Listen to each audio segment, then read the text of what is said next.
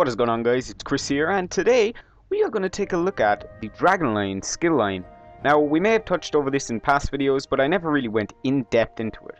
So, if you want me to go in depth into anything else, please leave a comment below. I read all the comments, reply to all of them, and I really love every time I get an email seeing a comment. So, make sure you do leave a comment. Today, basically, we are going to be discussing the skill overview of the Dragonknight and some of the pros and cons about it. Now, just to let you know, this is just information that I'm getting from Reddit and Tamriel Foundry. All those links will be in the description. So, without any further ado, let's get into it and let's see what we got in our play today. So, the Dragonknight has 3 skills, and I'm actually looking over them now. One is Ardent Flame, one is Draconic Power, and the other is Earth and Heart. Now, Earth and Heart offers tremendous group utility and control tools. Draconic Power is more defensive variant, and Ardent Flame, is the skill line for basic damage and debuffs. So let's go into Ardent Flame and take a little breakdown of the ultimates, the actives, and the passives. So Ardent Flame, it's got, of course, it's got the ultimate, the 5 passives, or the 5 actives, and the 4 passives. The ultimate is Battle Standard, or Dragonknight Standard. Plant a standard dealing damage to all nearby enemies and reducing the incoming healing they receive. This also initiates the Shackle synergy. Now, I'm not too sure what the Shackle synergy is, but I'm guessing that this will be some sort of slowdown CC synergy. Placing a banner down, I don't know the radius of the banner as of yet, but hopefully it's not going to be too far, as this would be pretty OP. Fiery Reach is the first active. Pull an enemy towards you with a fire train dealing damage. Now, we just saw that on the screen a couple of moments ago. It is pretty much not a taunt ability, but kind of, you could peel. Now, what that means is if someone's being attacked, you could pull that enemy towards you and help that other person, you know, regain his health or regain his synergy, etc., etc. It's a good kind of mobility spell. Searing Strike burns the target, dealing damage over time. This is a dot, and a dot means damage over time. So it'll be a burn damage over time. Fiery Breath. Deal fire to all enemies in front of you. Ignite them for additional damage over time. So as I said, the Ardent Flame skill tree is damage over time, focusing on attacks and debuffs. Fiery Breath is the first main dot that we can kind of see besides Searing Strike, where Fiery Breath is initially the only thing that will dot it up. What a Dragonknight is famous for, and what you see all the time when it's using, is Lava Whip. Deal fire damage and cause enemy to become off balance, if used on an immobilized or stunned foe. Basically, if they're off balance, that means their casting time will take longer or it'll interrupt them. I'm not too sure of that. But the Lava Whip does look pretty amazing. I love the effect that the animations for it, and the fact that, you know, it's just fire. I'm a big fire kind of guy. And Inferno, the last of the actives. This toggleable aura deals periodic damage to all nearby enemies while slowly draining the Dragonknight's magicka. The damage dealt and magicka cost increases the longer the aura is active. Basically, this is kind of put it this way. There's a ball, and there's going to be fire constantly blowing out of the ball till all the inside of the ball is drained out. That's what it's going to be. So that was the Ardent Flame skill tree. Let's look at Draconic Power and look at the defensive mechanisms that the Dragonknight has. So the Draconic Power is mainly going to be what I'm focusing on in the Elder Scrolls Online, because I'm focusing on becoming the tank for my guild, becoming the ultimate tank and controlling the battleground in AVA, or Alliance versus Alliance for those of you that don't know what it is. So its ultimate starts off with Dragon Leap. Leap forward on magical wings, dealing AoE damage upon landing and knocking foes backwards. This just looks absolutely amazing. Could you imagine leaping from Black Marsh to, oh, I don't know, Skyrim? Could you imagine that bug? That would be amazing. The first active is Spike Armor. Increases your damage resistance and returns damage to melee attackers. I'm guessing if someone attacks you, it'll in turn, over time, reduce the damage being done to you and put it back to enemies. Dark Talons. Root all enemies, dealing additional damage to an enemy not already afflicted by talons. So basically, if you use this and someone isn't already controlled by this, it'll do additional damage to them. Dragon Blood.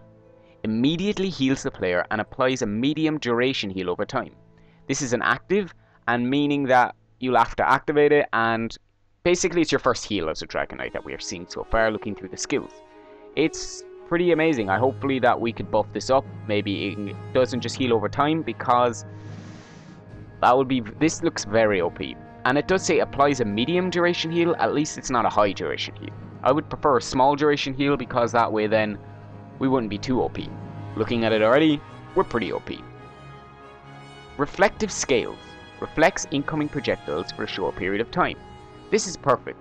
If you imagine going into Alliance versus Alliance and someone's attacking you with arrows from above, you send in your Dragonknight Draconic Power Warriors. That's going to be my guild name.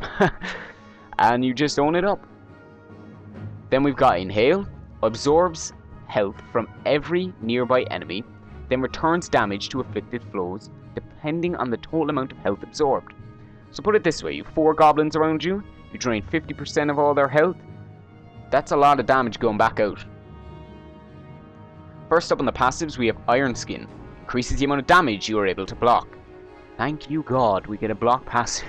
I was hoping that we'd get that sooner or later. Burning Heart. Increases healing received from each dragon ability on your bar. So every time, let's say you put all your actives on, and then you use Dragon Blood, and then someone heals you, you're not going to die. You are not going to die. Then we got Elder Dragon. Increases passive health regeneration for each dragon ability on the bar. It looks to me that dragon abilities are going to play a main role for this spec, which is good because I like the abilities that we have already. Then we have Scaled Armor. Increases your initial resistance to enemy spells. Oh my God. OP as hell. I don't know about you guys, but I'm going to go Draconic Power. What are you going to go? Well, actually, let's look at Earth and Heart and then tell me what you're going to go. And we're on to Earth and Heart, and this is the CC for PvE and PvP. Now, the reason I'm saying that is because when I looked over these, you guys are just going to ooze and ogle. There's no words for it. This is amazing. The Ultimate, Magma Armor. Limits incoming damage at a maximum percentage of your health per hit, while dealing fire damage to all foes around you. You're a volcano. This makes Inferno on the first skill line to look sissy. Stonefist. We see this in a couple of first-person gameplays of this. Stonefist draws a chunk of rock from the ground, hurling it at an enemy and dealing physical damage, and it also knocks the target down. Hopefully this has a long cooldown, otherwise I will just see a load of Dragonites going Earth and Heart CC spec. Smash, smash, smash, smash, smash, smash, smash. Molten Weapons.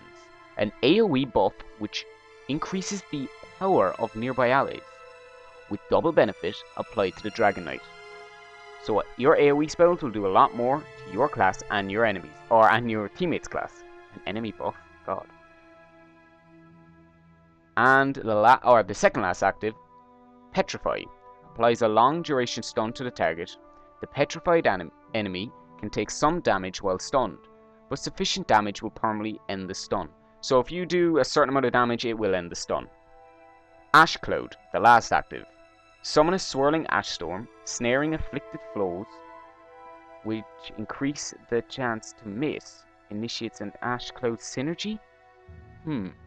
Sorry if I can't talk today, guys. I'm very tired. I've been up all night editing. Can't talk at all, but let's get the last passives through. Earthenal Mountain. Increases the duration of Earth and Heart abilities. Pretty basic. Deep Breaths. Activating an ultimate ability restores resources to the Dragonknight's base on its ultimate cost. That looks pretty good, so the more you activate your ultimate, the more it recharges. Mountain's Blessing. Gain additional ultimate charge when activating an Earth ability. Now it does say Earth ability, not Earthen ability, and this has me questioning the, Stonefist. Could that be some sort of elemental ability? We don't know yet, but if I do, I'll make sure to let you know. And the last one is Helping Hands. Gain stamina whenever one of your Earth abilities is applied to another player. Pretty basic, as I said. So guys, that's basically the Dragonknight rundown. We have Earth and Heart, CC spec, Draconic Power, the tank spec, and Ardent Flame, the debuff and fiery attack spec. I hope you did enjoy this, and make sure to subscribe to our channel and MMORPG's channel. MMORPG has given us the opportunity to partner up with them and upload to their channel. You'll be seeing a lot of videos on this channel, so you might want to go subscribe there. Anyway guys, thanks very much for watching. I'll end the video now by saying thank you so much. We are at nearly 1,000 subscribers. It's amazing. Here's to another 1,000 guys. Thanks very much, and I'll see you in the next video. Chris out.